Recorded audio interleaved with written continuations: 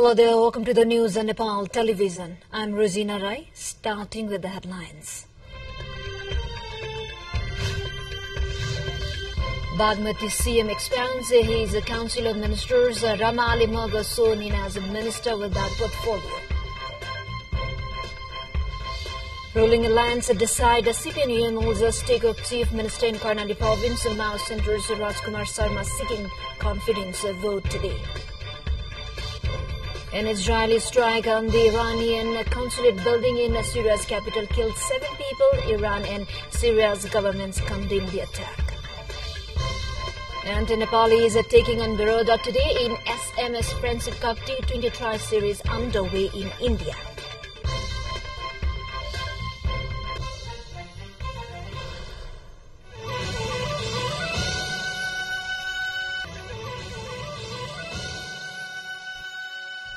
Welcome back. Now we have news in detail. Bagmati Province Chief Minister Saligram Jamakatil has expanded Council of Ministers for the third time. CM Jamakatil has appointed Rama Ali Maga from CPNUS as a new minister of the province. However, the portfolio of Maga is yet to be assigned. The newly appointed Minister Ali took the oath of office and secrecy administered by Province Chief Yadav Chandra Sarma. CM Jamakatil yesterday successfully obtained a vote of confidence from the Provincial Assembly. Of the 110 members of the Bagmati Provincial Assembly, 56 members voted in his favor. However, 37 members from the Nepali Congress voted against him. 2 parties in the Provincial Assembly, namely Rashtriya Prajatantra Party and Nepal Workers and Peasant Party, chose to remain neutral during the vote of confidence motion yesterday. Nepali Province Chief Minister Rajkumar Sarma is seeking a vote of confidence from the Provincial Assembly today. Sarma had already registered the proposal to seek confidence vote from the Assembly before agreement was reached between the coalition partners of the federal government on power sharing. Now, an agreement has been reached at the federal level that CPN get the post of a chief minister in Karnali. In charge of a CPN Center, Karnali Province, Kali Bahadur Malla said it has been agreed to give the post of the Chief Minister of Karnali Province to UML. In the 40-member Province Assembly, Nepali Congress has 14 CPN Center, 13 CPN UML, 10 seats and 1 each from Rashtriya Prajatantra Party, CPN Unified Socialist and an independent lawmaker. Meanwhile, the Nepali Congress is holding its Central Work Execution Committee meeting today. According to the Nepali Congress Central Office Chief Secretary Krishna Prasad Paudel, the meeting is scheduled to take place at 2 p.m. at the private residence of Party President Sir Bahadur Deva in Buranilakanta. Committee office bearers and members are directed to attend the meeting today. The meeting is expected to pick names to contest by elections being held in Ilantu and Bazhang 2A. With this update, we take a short break here. Stay with us.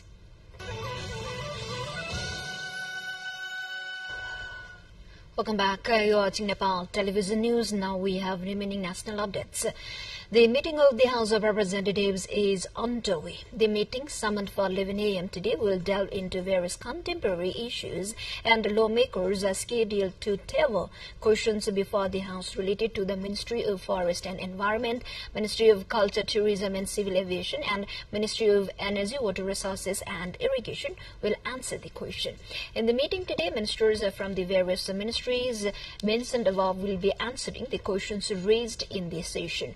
According to the Parliament Secretariat, Speaker Devraj Ghimire is scheduled to change the names of thematic committees members under the House of Representatives. Likewise, DPM Deputy Prime Minister and Foreign Minister Narayan Kajushrestha is scheduled to present a proposal to discuss the provisions of the BIMSTEC Charter before the House today.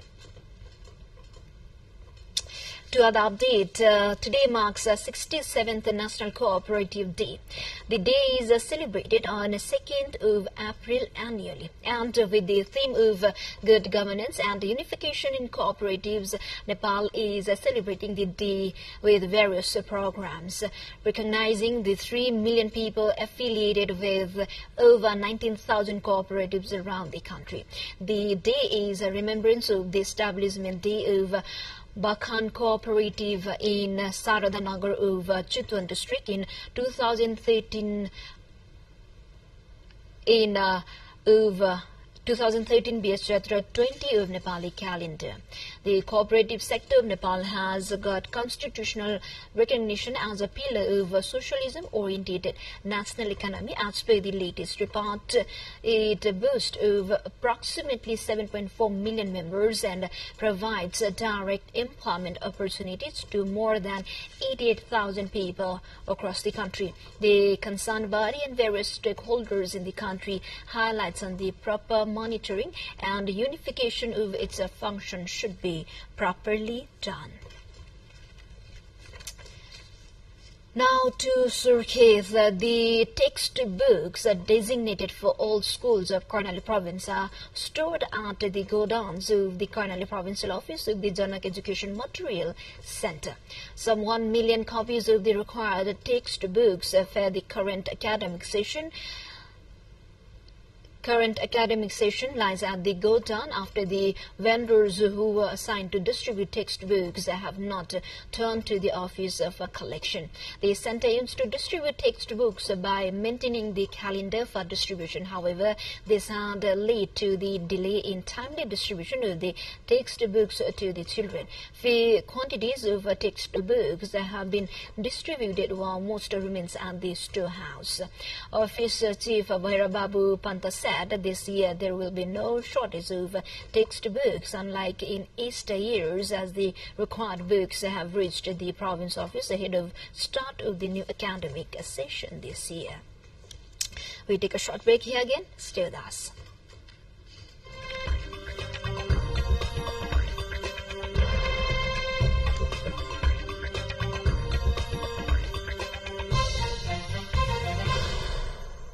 Thank you for staying with us. Now we have international headliners. Iran's Revolutionary Guards say 7 officials have been killed in an Israeli strike on the Iranian consulate building in Syria's capital. Big King Mohammad Reza Zaidi, a senior commander of the elite Quds force, and Brigadier Mohammad Hadi Hazi Ramini, his deputy, were named among the dead. Iran and Syria's governments condemned the attack, which destroyed a building next door to the Iranian embassy. The Israeli military said it did not comment on foreign media reports. Israeli Prime Minister Benjamin Netanyahu pledged Monday to enact a ban on broadcast in Israel's from news channel Al Jazeera, using authority lawmakers newly voted to grant him. The potential ban is a fresh escalation in the running conflict between Israel's government and the Qatar-based channel that has intensified during Israel's war with Hamas militants in Gaza. The New York-based Committee to Protect Journalists said the law underprinting Netanyahu's pledge grants Israel the power to close any foreign outlets operating within its borders. Israel claimed in January that an Al Jazeera staff journalist and a freelancer killed in an airstrike in Gaza were terror operatives. Al Jazeera has fiercely denied Israel's accusations and accused Israel of systematically targeting Al Jazeera employees in the Gaza Strip. Now to North Korea. North Korea has fired a suspected intermediate-range ballistic missile into the sea of its east coast.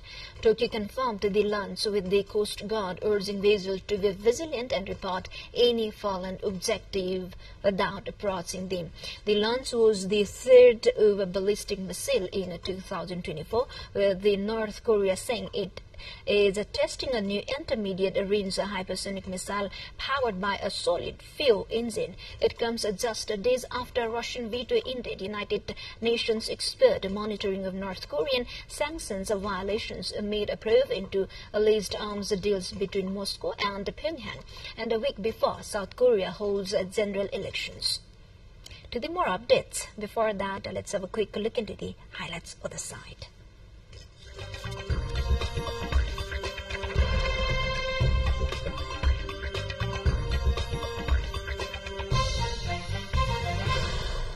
Germany became the biggest European Union country to legalize recreational cannabis, despite fierce objections from opposition politicians and medical associations. Under the first step in the much-debated new law, adults over 18 are now allowed to carry 25 grams of dried cannabis and cultivate up to 3 marijuana plants at home. The changes leave Germany with some of the most liberal cannabis law in Europe, alongside Malta and Luxembourg, which legalized recreational use in 2021 and 23. Respectively, these regulated associations will be allowed to have up to 500 members each and will be able to distribute up to 50 grams of cannabis per person per month. We are now moving on to sports.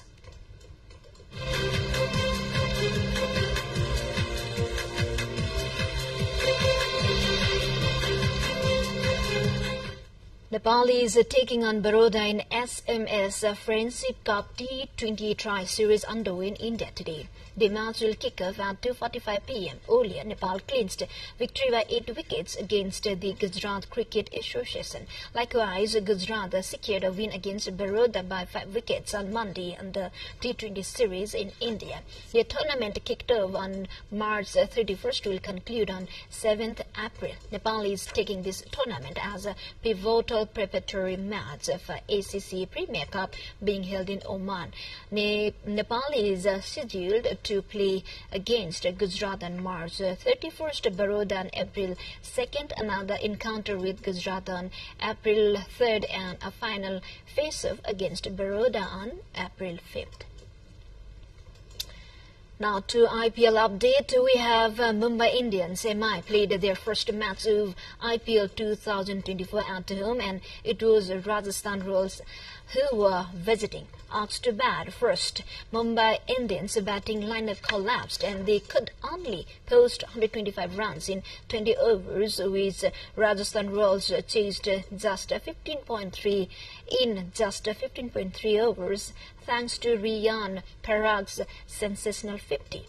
Rajasthan Royals are now on the top of the table with 3 wins from 3 games. Rajasthan are on a winning run and will look to maintain it in the coming games.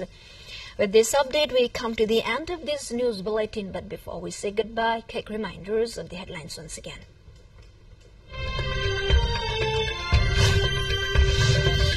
Bagmati CM expands his Council of Ministers. Rama Ali Maga soon in a minister without portfolio. Ruling Alliance decide CPN-UML's stake over Chief Minister in Nepali Province. Now centers Rajkumar Sharma seeking confidence vote today. An Israeli strike on the Iranian consulate building in Syria's capital killed 7 people. Iran and Syria's governments condemned the attack. And the Nepalis are taking on Baroda today in SMS Friendship Cup T20 Tri-Series underway in India.